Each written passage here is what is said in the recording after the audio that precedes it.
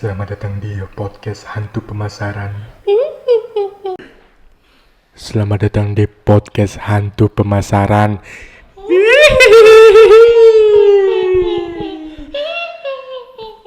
Udah. Lebih dong, khusus untuk episode 2 ini harus dilebihkan. Iya, karena episode terakhir ya. Iya. Mudah-mudahan Pak Martin nonton ini terus dia bilang, kayaknya bagus juga nih Enrico sama Davin nih. Yang namanya Enrico Davin Setiawan, anak GBM. Di Opa. Nah, kebetulan hari ini kita kedatangan tamu ya. Kenapa kita mendatangkan tamu di episode kedua ini? Karena kita udah nggak ada episode selanjutnya ya. Iya. Jadi episode terakhir spesial lah ya, khusus spesial lah, untuk penutupan podcast kita. Dan yang kita datang nih bukan kaleng-kaleng nih, Vin. Yang kita datengin nih. Botol-botol. Oh bukan. Tapi sebelum dari kita memperkenalkan tamu kita ingin berterima kasih sekali lagi nih ya sama jurusan GBM nih, BINUS jurusan GBM BBS ya, BINUS Business School yang sudah meminjamkan kita ruangan ini, alat-alat podcast yang mahal ini. Kalau nggak salah gue cek 4M. Kalau nggak salah mereka ada 4 ya sebelumnya ya? Ada, tapi cuma 2 yang terpakai karena lubangnya cuma 2, duanya lagi lubang. Yuk lanjut. Yuk. Jadi bintang tamu kita hari ini yang kita datangkan ini teman kita, yang mana notabene ini pemasukan dia ya, penghasilan dia ini tidak jauh dari topik pembahasan kita hari ini. Berapa tuh? Apa ya? Ngepet kali ya? Lu ngepet kan? Jaga lilin sih tiap hari. Jaga lilin. jaga. Yang ngepet siapa? Yang ngepet? Yuk Lanjut. Pokoknya gitu. Punchline-nya nggak ketemu, lanjut. Ya. Jadi topik kita hari ini itu ingin ngebahas tentang hubungannya marketing. Baiklah, kita akan selalu membahas tentang marketing. Karena Betul. kita adalah mahasiswa Global Business Marketing. betul, global business marketing. Jadi apapun yang kita bahas itu selalu berhubungan dengan marketing ya. Betul. Tentu sekali. Dan topik yang kita bahas ini adalah marketing yang berhubungan dengan saham-sahaman ya, reksadana, kripto, gorengan ya kan. Ada kan istilah gorengan ya kan, bakwan. Oke, nggak masuk lah. Oke. Gitu. Sama ini apa? BTC apa? Bintaro Trade Center. Beda Pak itu. Apa? Itu Jadi tempat BTC itu beda. apa? Nanti kita akan bahas ya setelah ini. Tapi kita akan memperkenalkan tamu kita, yaitu adalah teman kita sendiri, Kendrick Fernando. Pak Martin. Boleh dong maskernya buka dikit. Mana tahu ada yang kayak ganteng gitu. 5 detik aja, 5 detik boleh, 5 detik. Iya. ada. Gitu ya. Nanti gampang editor kita yang itu. Yang capek. Itu bumerang gitu. Mampus. Oke. Jadi sebelumnya kita pengen nanya ke Kendrick nih. Jadi betul kan Kendrick ini pemasukannya, salah satu pemasukan terbesar lu itu adalah dari kayak main-main saham gitu, bener nggak? Karena nggak ada pemasukan lagi dari tempat lain. Oke. Lebih tepatnya lu nggak mau ya, karena kayak kata lu nggak level kan jadi office boy. Enggak gitu. sih, gua nggak ngomong. Oh, enggak. Nggak ngomong gitu. Kemarin Cuma gua setuju. Kemarin katanya ngepet. Ya itu ngepetnya itu pemasukan saya dari Kan situ. lu tinggal di Depok kan, yang kemarin di berita itu kan rame. Oke, lanjut. Aduh, gua gak baca berita lagi. Gua gak baca berita. Kan rame di Depok Gua kemarin nggak tuh ada baca babi berita ngepet. Lagi nggak dengerin berita. Gak dengar berita. Dengar sih berita saham ya. Iya. Oh gitu, Nah. elit lah. Jadi kalau boleh tahu nih, ya. Per hari aja lah, per hari. Berapa sih pemasukannya dari lu main? Bentar, lu kan main banyak nih. Lu ada kalau nggak salah lu main reksadana, lu main juga ya? Udah enggak. Oh, reksadana udah enggak. Lemot soalnya. Soalnya lemot. Karena lu mau main yang jangka pendek ya. Yang lebih cepat. Yang lebih cepat, yang bisa Betul. sehari profit. Karena kalau reksadana itu profitnya bisa berapa lama tuh, Ken? Setahun biasanya reksadana tuh sekitar 4-6%. 4-6%. Berarti reksadana tuh kurang lebih mirip sama deposito di bank lah ya. Bisa Bisa tapi dibilang kayak kalau gitu ya. deposito kan dia kan dipotong pajak segala macam, kemungkinan 2-4% per tahun. Oh, nah tuh denger tuh Vin. Lu kalau nggak salah lu deposito di bank kan? Enggak juga sih. Nggak tahu deh. Bilang iya kayak biar menarik gitu loh. Biar kata lu tuh investasinya bagus gitu. Iya. Investor. Ulang. Oke. Bisa gitu guys. Canggih juga. 3, 2, 1. Oke. Nah, jadi gitu tuh, Vin. Lu kalau nggak salah lu deposito di bank kan? Iya. Bank apa tuh kalau boleh tahu? Bang Danamon ya kalau nggak salah. Kalau nggak salah bank yang lu investasiin tuh kabur ya? Bawa kabur duit lu? Nggak juga. Oh, ih. Maaf. Aduh, nggak asik.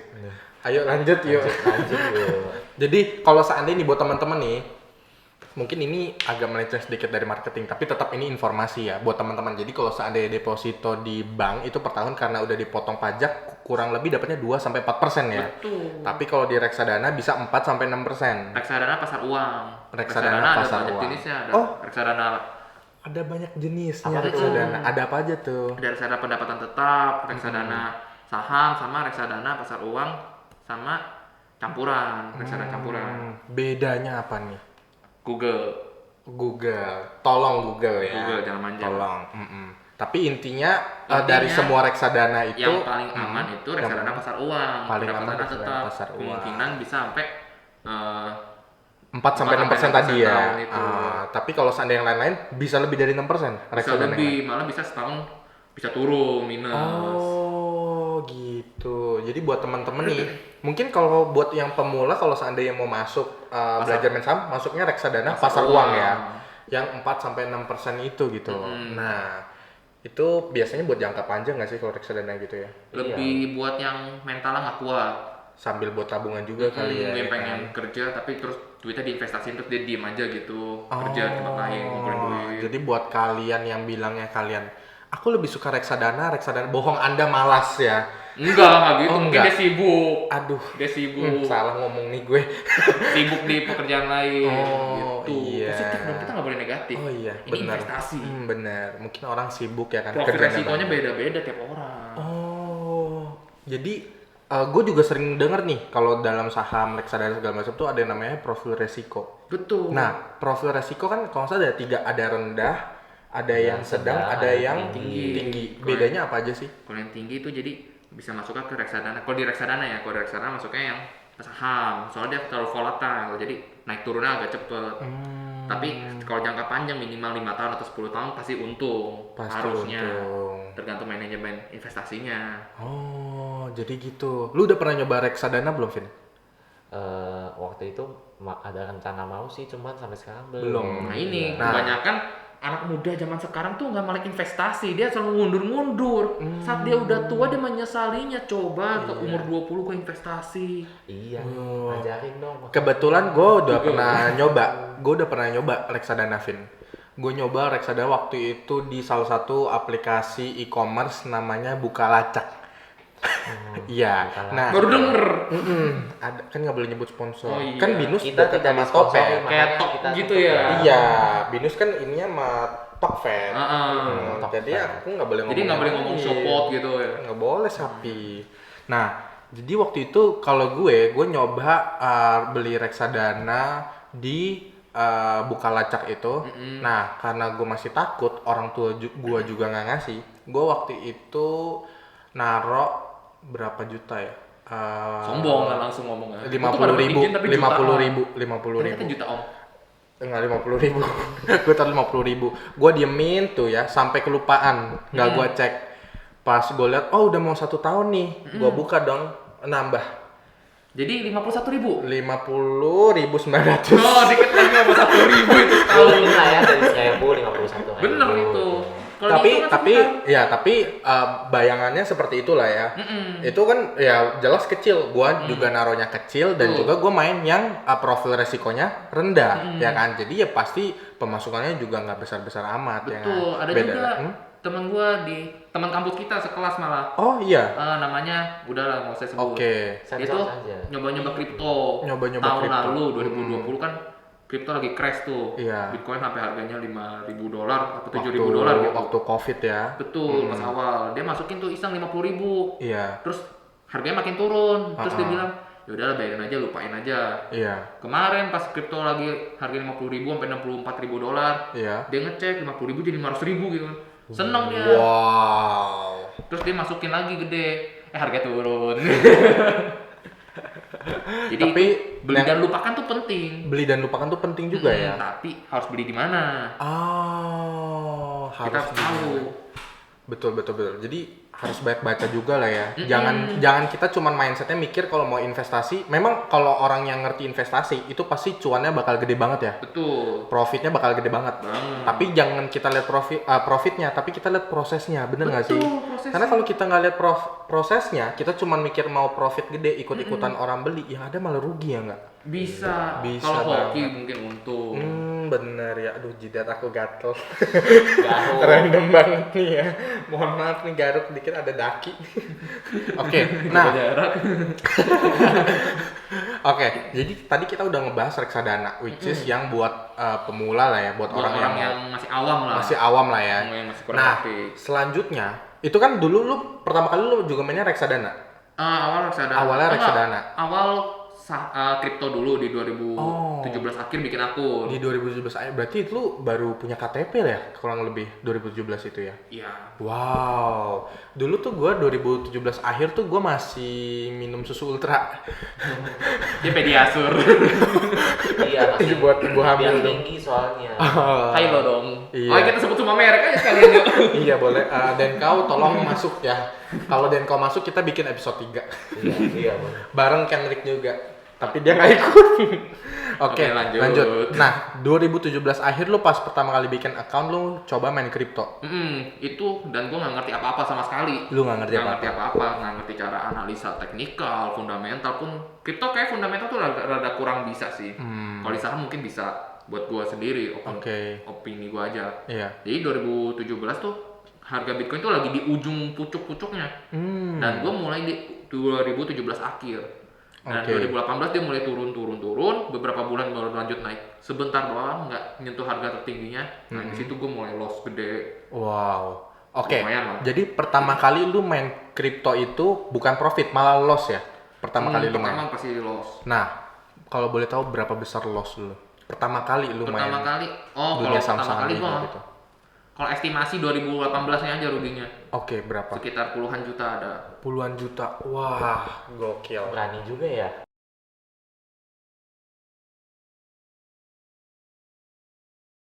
Nah, tapi lu pertama kali loss itu sampai puluhan juta. Gua kalau jadi dia loss 4 berapa lu kok nggak usah pernah bilang 40 juta nggak sih? 40 sampai 60. Iya, sekitar puluhan juta lah ya. Itu udah termasuk profitnya juga kan. Oh iya, Modal awalnya tuh gua pertama kali tuh 2 juta. 2 juta. Awalnya 2 juta. Asu gua makin turun, gue jadi nafsu kan. Kayak makin murah nih, kalau naik gue bisa untung gitu. Tambah, boncos gitu kan, bangkrut gitu. Waduh. Jadi modal awal lu tuh pertama berapa? Awal 2 juta ditambahin terus. Sampai jadi berapa? Nah, itu gue lupa modalnya. Kayak kemungkinan belasan sampai Belasan. Tapi sampai dari puluhan. belasan itu lu udah pernah mencapai sampai Bikin puluhan. puluhan, dari puluhan itu baru hilang. Hilang bener-bener semuanya.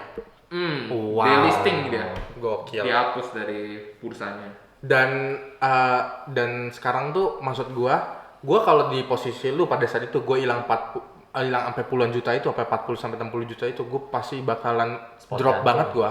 Spot jantung mau. Iya. Mental tuh pasti dilatih kalau Pasti. Gua bakal kena mental banget. Minimal kalau seandainya gua nggak bunuh diri, gua nggak mau main itu lagi. Tapi apa yang bikin lu mau coba lagi? Karena gua nggak terima kalah ya. Wah. Kalau gua 2018 gua akhirnya pensiun. Sampai ada 2019 gua off total semua. Mulai pelan-pelan reksadana mulai masuk. Oke. Masuk 2020 gua ngeliat kesempatan lagi tuh di Bitcoin crash kan. Nah, gua mulai masuk, rugi lagi belasan juta. Waduh. Gokil. Nah, Habis itu gokil. Nah, di situ gua langsung berhenti. Gua berhenti lagi, gua pindah ke saham. Nah, itu awal gua mulai masuk saham tuh 2020. Apa 2019 gua lupa. Oke. Kayak 2019 gua bikin Sebelum akunnya COVID deh. ya. Sebelum COVID kayak gua bikin akunnya. Oke. Asu gua mulai pelan-pelan reksadana segala macam, masuk kripto, rugi lagi belasan juta. Gua mikir kayak bukan bidang gua di sini gitu. Itu gua masih belum analisa mainnya, cuma analisa simpel aja, nggak Analisa sedalam simpel sekarang. sama feeling dikit lah ya. Ya feeling lebih gede Iya. sih, nggak dikit. Waduh.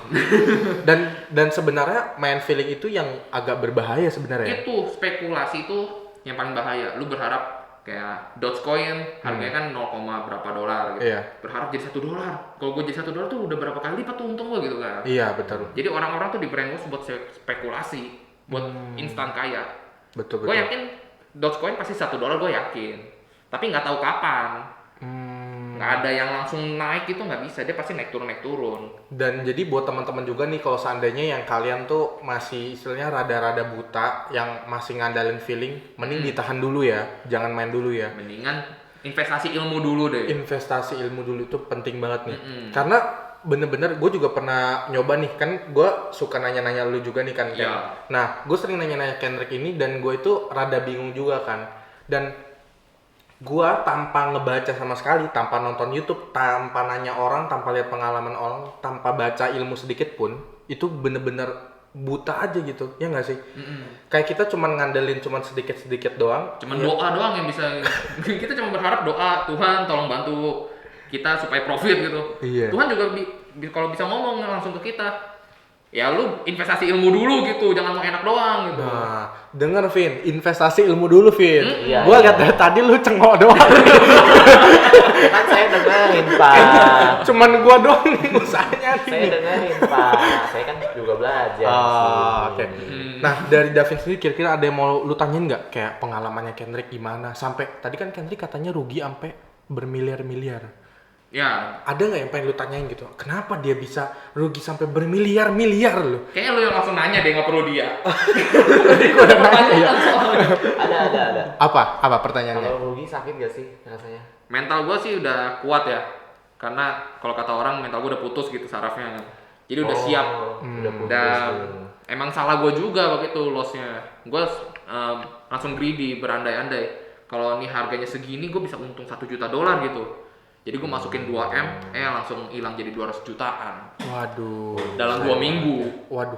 Itu Kayaknya pedih kalau banget gua- loh, hilang 1,8 M. Kalau gua rugi gitu gua bakal 1, sakit, Bang. Gue jadi Ini gini, dong, gue kan saham nih, gue masuk Iya. saham 2000, mulai ngedalamin saham 2020 awal. Iya. 2021 atau 2020 gue lupa. Pas Antam harganya tuh 1000-an, baru nyentuh 1000-an Oh. awal tahun. Berarti Kayak papi 2021 deh. papi Elon Musk belum masuk nih. Elon Musk kayak udah masuk di akhir tahunnya. Oh. Itu oke, Elon oke. Musk ngomongin, Elon Musk yang ngomongin Antam ya? Iya. Oh iya, ada. Itu udah naik harganya dari Wah. ratusan perak jadi ribuan. Gue masuk pas Mantap ribuan. sekali. Di Terus? situ pembukaan awal bursa awal tahun, berarti 2021 sih kayaknya. Gue masukin tuh 50 juta. Langsung gue mainin, gue ngeliat fluktuasinya bagus nih. Gue coba pelan-pelan baca candle. Nah, gue ngeliat Antam tuh naiknya udah lumayan. Gue untung 20-50% deh. 50% gue masukin 50 juta kan. Jadi 25 juta. Iya. 75 juta gue tarik.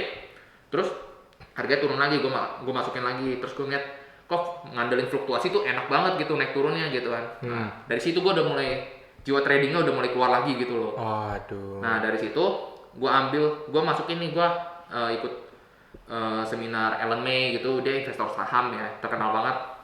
Nah dia tuh, gue suka nontonin Instagram live-nya malam-malam, dia suka ngomongin saham gitu. Dia ngomong beli HMSP, beli ini bagus buat investasi berapa tahun ke depan, ini bakal naik gitu kan.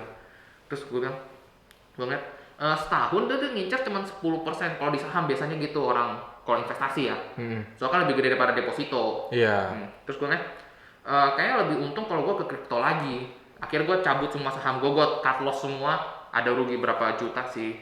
Cuman gak apa-apa, gue masuk ke kripto di Februari 2000 awal ini 2021 gue masuk kripto. Gue mulai pelan-pelan, 2 bulan dari modal 500 juta gue jadi 2,6 M. Wow. Wow. Gokil. Udah bisa beli Tesla dia nih. Tapi dalam 2 minggu gue hilang 2 M lebih. Wow. Udah bisa bunuh diri gua. Masalahnya dengan nominal segitu tuh bukan gue yang main tapi gue yang sakit hati gitu loh. Iya, gue dengerin juga gitu. Masalah 2 M itu kalau kita buat kuliah di BINUS ini kita bisa S1 sampai tua. Sampai anak cucu kayaknya deh. Iya, S1 sampai tua ya. Bisa sampai kita pensiun masih S1 kita nih. Kalian S1 semua jurusan. Semua teknik, jurusan, bener gitu. banget. Jadi- Iya, ayo. Jadi cara gue ciptain 2 M nya itu, Mm-mm. gue tuh mainnya technical, pure technical semua. Gue main cara baca candle segala macem, nggak ada fundamental sama sekali. Gue nggak peduli dia ini perusahaan apa, gue baca candle-nya, ini ada kesempatan, polanya bagus, gue masuk gitu. Oke. Sama plus indikator, kalau kemarin kan lagi bullish year juga kan termasuknya. Sekarang kan lagi sideways atau lebih ke bawah sih, gue lebih ngincer harga bawah sekarang. Oke. Jadi buat teman-teman mungkin yang Jadi buat teman-teman mungkin yang seandainya nggak tahu nih ya, kalau seandainya yang namanya apa namanya tadi apa itu lupa gua nih. Bulis. Sideways. bukan. Jadi kalau seandainya lu pada saat itu kan lu hilang Gue pure technical nyiptain 2M. technical nyiptain 2M. Gue hilang 2M lebih saat gue berspekulasi. Oh, Saat gue greedy, gue berharap dengan gue masukin 2M ini, gue bisa jadi $1 juta gitu di salah satu koin. Ternyata koinnya turun dalam ya. gitu. Nah, tapi buat teman-teman nih, seandainya mungkin belum tahu apa itu technical fundamental. Jadi fundamental itu kita lebih ngebaca gimana perusahaannya bergerak ya. Betul, jadi kita analisa perusahaan itu kayak gimana. Nilai intrinsik dia tuh berapa. Dari suatu perusahaan biasa itu digunain di saham. Yeah. Jadi kalau di saham tuh kita ngeliat valuasi harga perusahaannya tuh berapa sih wajarnya. Nah, kalau gitu cara ngitungnya tuh dari PBV, price book value dikali sama market cap dibagi jumlah saham yang beredar. Nah, itu kita dapat nilai valuasi normalnya. Gitu. Dan kalau seandainya yang teknikal itu ngebaca dari grafiknya ya. Betul. Pola candle-nya. Yang bentuknya gimana gitu. Jadi dari dia, tapi pada posisi itu lu bisa nyiptain 2M karena lu bener-bener ngerti kan, ngebaca teknikalnya. Jadi buat Anda yang nonton video ini, kalau Anda cuman buka Google, lihat, oh kalau seandainya 3 turun nanti besoknya naik, Anda jangan ikut-ikutan beli Bitcoin. Mungkin kalau hoki masih untung. Mungkin ya. Tapi karena gue juga pernah nyoba kayak gitu kan. Jadi gue cuman berdasarkan dari Google, gue ngebaca kayak pola candle-nya itu bakalan bullish atau bakalan bearish. Bener sih bakalan bullish tapi nggak 100% karena itu 50-50 juga sebenarnya ya kita kan. harus bandingin dari time frame yang banyak. Nah, kalau di kripto gue mainnya tuh time frame-nya tuh ada 1 minggu, 1 bulan, 1 hari, 4 jam, 2 jam, 3 jam, 1 jam, 5, 1, 10, 15 menit gue pakai semua. Jadi kalau kita ngincar pakai candle 1 hari, dalam 1 hari itu ada banyak berapa candle yang dibentuk kalau pakai candle 1 jam gitu kan. Dia nggak bentuk banyak pola. iya. Akurasi dalam 1 hari itu ada kurang.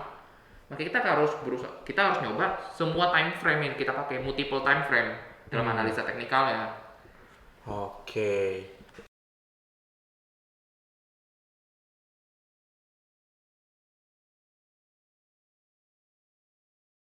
Sendiri aja kaget ya nggak sih? Kayak orang tuanya aja nyiptain 1 miliar itu nabung bertahun-tahun. Tapi dia nyiptain 2,6 miliar itu 2 bulan. Walaupun hilangnya 2 minggu ya. Makasih. Dan itu hilangnya nggak dipakai loh. Kalau dipakai mungkin masih wajar ya. Ini justru hilangnya itu mental gue kuat karena gue nggak suka pakai boros duit. Gue udah kelola duit gue. Tapi ya karena gue ambil aja waktu itu kan. Nah itu juga penting juga ya. Bahkan ya, gue pas pertama kali gue mau ketemu Kendrick hari ini. Jadi kan kita selama COVID ini kita udah berapa bulan nggak ketemu ya. Yang ada di otak gue, karena gue kan ada di satu grup yang sama dengan Kendrick nih. Dia sering cerita dari loss berapa miliar, loss berapa juta. Yang ada di otak gue dia udah bisa nyiptain miliar. Minimal HP-nya iPhone 12 dan dia sampai detik ini masih pakai HP yang sama waktu gue pertama kali ketemu awal kuliah. Dan ini juga sebenarnya itu salah satu yang paling penting ya, karena kalau orang yang benar-benar mau investasi ya jangan hambur-hamburin duit juga kalau nggak perlu-perlu banget ya kan. Betul. Itu salah satu yang penting juga loh, karena yang ada di otak gue, wah Kendrick udah bawa mobil sendiri nih pasti ke kampus nih, handphonenya udah pasti mahal banget, style udah mahal banget. Masih sama dengan orang yang sama tapi dompetnya beda cuy, gila. Dan sekarang gue mau ngebahas ya tentang gimana marketing itu masuk ke dunia per saham-sahaman, per kriptoan. Nah, mungkin kalau seandainya marketing ini kan kita berbicara soal pemasaran. Nah, menurut lu apa yang ngebuat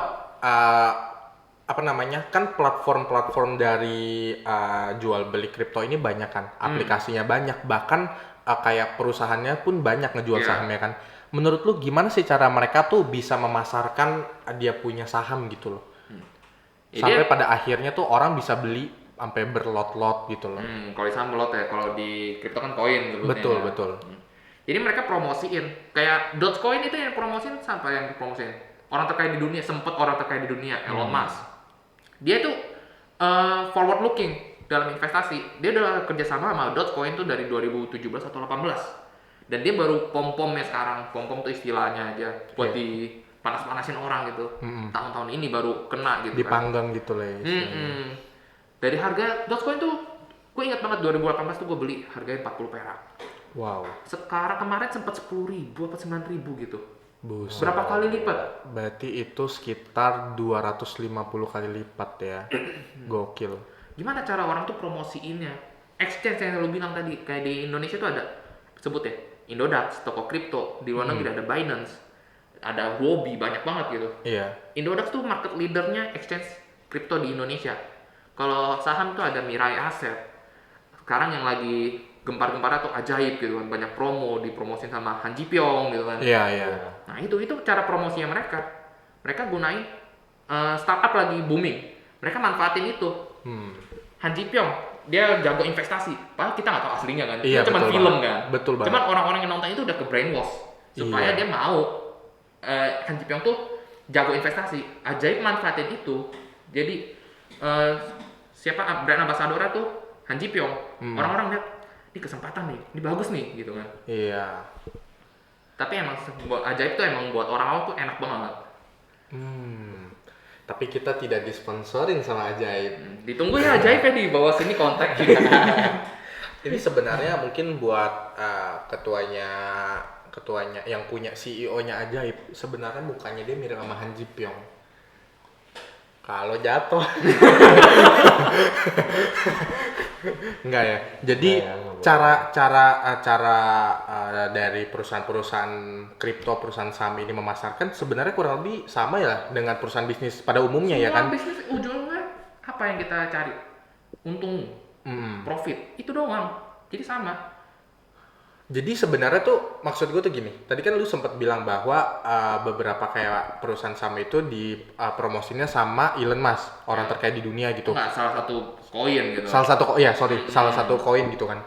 Nah, tapi maksud gua tanpa adanya promosi seperti itu, apakah semua koin itu bergeraknya akan kurang lebih sama atau beda-beda? Beda. Pasti Nah, beda. maksud gua apa yang pergerakan itu ada hubungannya sama marketing nggak? Marketing mungkin bisa. Kayak BNB, Binance. Dia itu exchange-nya tuh Binance kan. Dan BNB itu Binance Coin. Nah, dia tuh ngepromosiin pakai siapa yang promosiin? CEO-nya langsung di Twitter. CEO itu ngomong not financial advice ini BNB harga segini, not financial advice gitu. Dia pom-pomin sebenarnya. Dari harga $50 tahun lalu, akhir tahun lalu 2020 sampai sekarang ke all time high-nya tuh ada $500 tuh 10 kali lipat lebih loh dalam berapa bulan. Gokil. Itu promosi yang dipakai sama dia. CEO-nya manfaatin Twitter. Twitter tuh lagi rame-ramenya. Betul banget. Jadi kita tuh harus ngeliat peluang mana yang kita bagus buat promosiin. Platform apa yang lagi bagus gitu. Tapi kalau seandainya promosi seperti yang dilakukan sama CEO-nya BNB tadi, itu akan masuk ke fundamental nggak hitungannya? Fundamental, jadi gini, kalau dia mau promosiin, dia nggak mau ngecewain orang. Dia ngebagusin fundamental lah perusahaan kayak gimana. Dia selalu berkembangin perusahaannya. Supaya orang-orang yang ngebeli itu, yang investasi di situ, istilahnya dia punya saham gitu kalau kita punya koin kan. Kita punya saham di perusahaan itu. CEO-nya nggak mau ngecewain, dia selalu berkembang.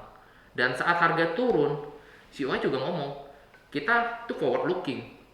Kita tuh nggak ngeliat harga sekarang, kita tuh ngeliat harga ke depan gitu. Jadi bisa nggak kalau gue bilang kalau seandainya kita mau beli koin gitu atau seandainya kita mau beli lot saham gitu, itu kita caranya itu bisa nggak kalau gue bilang seandainya kita lihat fundamental nih, fundamentalnya bagus, terus kita lihat gimana cara si perusahaannya ini bekerja dan juga mempromosikan koinnya. Kalau seandainya kita ngelihat kayak promosinya ini bagus, tinggal kita baca teknikalnya kapan harus masuk.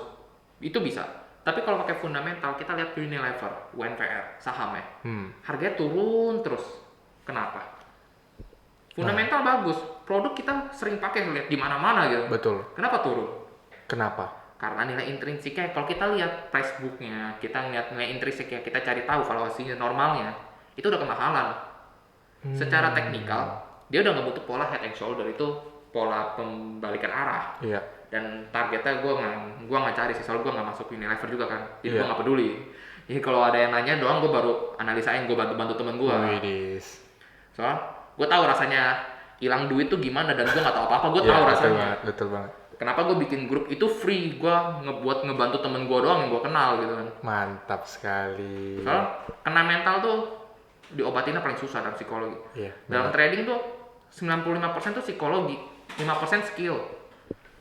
Makanya ilmu gue tuh sebenarnya nggak jago-jago banget. Cuman psikologis gue udah terlatih dari lama. Gokil. Di kayaknya dari dengar cerita lu teman kita ini udah kena psikologis nih. Mentalnya udah kena nih. Nah, kalau seandainya kita mau ngebahas lebih dalam lagi, pasti panjang banget nih. Bisa sampai 2 jam nih kita nggak kelar-kelar kali ya. Dan kita butuh sponsor gitu. Dan kita butuh Buat next sponsor. episode. Tolonglah Indodax. Indodax, toko kripto saya investasi TKO, toko kripto tuh Iya. bagus loh. Tolonglah, masuklah. Kalau masuk kita bikin lagi ya. Iya. Tolonglah. Pak. Iya. Coba Pak Martin kontak lah CEO-nya. Iya Pak, toko kripto bagus Pak. Top. Iya, nomornya Saya ada di investasi bawah Pak. sini. Iya. Nah, kalau kita ngebahas lebih panjang lagi itu kan pasti akan makan waktu. Tapi setidaknya kita udah dapet nih poinnya. Gimana cara si perusahaan-perusahaan ini dia itu mempromosikan koinnya ya kan?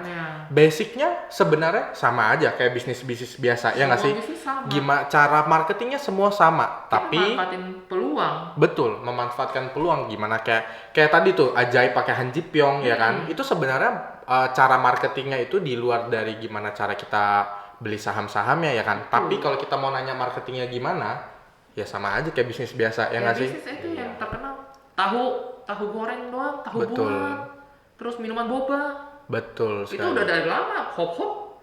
Iya, Udah lama banget, kenapa bisa booming? betul sekali. Ada ruang dikit bikin coffee shop gitu kan, lagi booming coffee shop. Betul banget. Karena kita lihat peluang. Jadi buat teman-teman semua, teman-teman marketingku, asik. Asik. Nggak perlu Teman-teman marketing, dari semua orang bisa bisnis. asik. Dari teman-teman buat teman-teman PHP ya, podcast hantu pemasaran. Iya, asik. Ya. Buat teman-teman PHP ku. Boleh kita nyebutnya gitu kali ya? Ya, asik. Boleh, ya? boleh. Oke, buat Episode teman-teman terakhir juga. Iya udah. Kurang ajar. Ya oke, buat teman-teman PHP ku, jadi sekian dari podcast kita hari ini ya. Jadi apa yang bisa diambil sebenarnya tidak ada. Banyak sebenarnya yang bisa diambil dari pengalamannya Kendrick ya. Dari dia mulai cuman 2 juta sampai dia bisa dapat 2 miliar ya kan. Dan gue saranin ke kalian juga jangan cuman ngelihat untungnya seberapa banyak, tapi prosesnya. Selama 4 tahun Kendrick itu gak cuman asal jual beli doang, nggak cuma nyoba-nyoba doang, tapi dia banyak belajar, ikut seminar juga, dan nggak cuma sekedar ikut seminar doang, tapi benar-benar dipraktekkan, dimasukin ke otak gitu. Jangan kayak Davin. Kalau Gimana Davin tuh otaknya menolak kayaknya ya. Soalnya pusing soalnya. Wah, kopong. Kok bisa Saya- kopong otaknya? Nggak tahu, kita bulat. Oke, jadi buat teman-teman PHP ku, kalau seandainya kalian suka ya sama podcast kita, atau kalian mau minta kita nih ngebahas tentang apa, atau ngebahas tentang Kendrick lagi, bisa, mungkin kita akan usahakan, kita akan nyoba minjem ini ya, karena kan kalau dari kampus mungkin kita sudah berakhir nih episode kita sampai di sini. Tapi buat teman-teman semua, kalau seandainya mau coba suruh kita bikin lagi, kita usahakan kita pinjem alat-alat ini ya sama Pak Martin, kita bikin lagi, kita bahas lebih banyak lagi gimana lika-liku Kendrick menjalani kehidupannya sampai mendapatkan rumahnya nanti sendiri ya. Amin. Sampai Amin. dapat titel 2M umur 20. Orang-orang gencar 1M umur 20, 500 juta umur 25. Oke. Gua 2M dalam umur 20 dan Wah. hilang 2M juga umur 20. Sangat inspiratif sekali. Thank you banget semuanya. Jangan lupa untuk like, comment, subscribe ya. Walaupun Enggak ada subscribe-nya. iya sih, kita nggak tahu ini di channel siapa ya. Nggak usah ya. Tapi buat teman-teman, kalau seandainya kalian suka, setidaknya komen lah.